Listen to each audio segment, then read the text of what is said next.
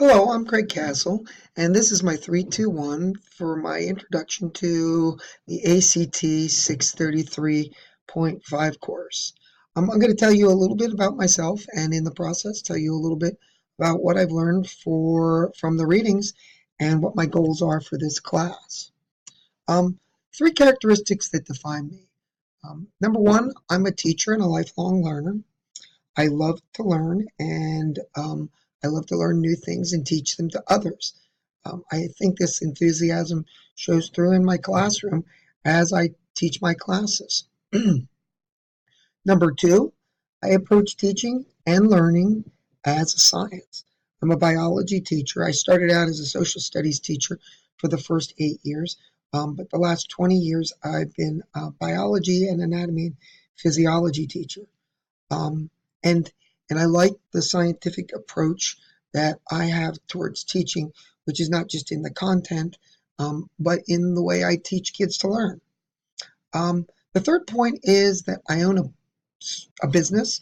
I own a winery called Castle Vineyards of Hershey, and in the past 10 years, since I've learned and since I've owned my business, I've learned to apply the skills of my sales life with those of my teaching life. Um, and I think there's a lot to be said for crossing over between the private sector of business and the educational sector in public schools. And I'll go into more of that in my next slide. So, two ways I can connect my readings to Rita's TED talk were that new teaching skills can be used to make new connections with students. Um, there's something about connecting with students that 21st century skills are relevant to kids, but 21st century skills the kids appreciate aren't necessarily the skills that they need solely for education. But learning new ways to teach by employing these 21st century skills allows students to relate to me better and allows me to present my content to them in a much more relevant way to their learning. The second thing I learned from my reading and I connected with on Rita's TED Talk was that ideas and concepts have to relate to real world problems. If a kid doesn't have enough to eat, or if a kid doesn't have anyone in their home life that has ever taught them, they don't value education. And so teachers have to be that significant other who employs tactics to give kids self-worth. Um, like in the real world where I sell my product, I find that interpersonal relationships with kids sell my product in the classroom very efficiently. Um, Moving on to the last point of this is that social media is this really great tool.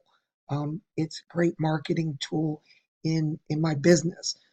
I use it in the form of Instagram, Facebook, Twitter, and Snapchat.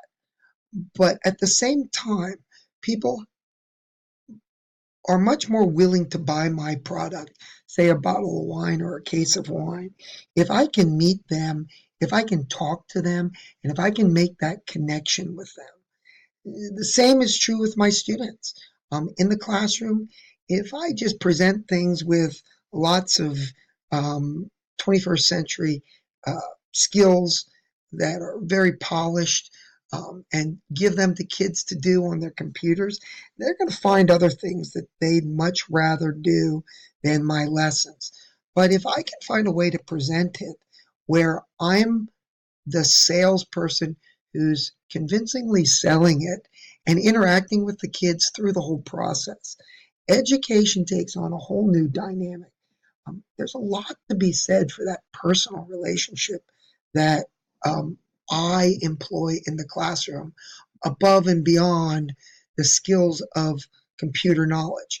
But I don't want to diminish the power of the computer and the skills that I've developed through my 3 classes here in my certification program. Um, the last thing that I wanted to make a point of was my mastery goals. What I'm going to focus on through this class is that I'm going to strive to acquire a whole new set of skills. Not the ones that I've acquired through the last 3 classes, but the ones that I'm learning in this class, I'm hoping will give me some more ways to connect with kids because I am a digital second language speaker. I'm I'm I'm a poser, and these kids, they know it, but they still love to teach me their social media skills. When I ask kids to teach me how to do different skills that they're familiar with, they shine. And by the same token, I use that as a way to connect with them. Um, so I'm looking forward to learning a bunch of new educational media skills that I can use to sell my educational product. Um, but I don't want to, in any way, shape, or form, diminish my personal connection to my students because despite these tools, I think that I acquire through these 21st century learning tools, I think it's the personal connection, like Rita said, that make learning enjoyable for kids and make it possible for me as a teacher to connect. So I'm looking forward to the rest of this class, and I hope what I said resonates.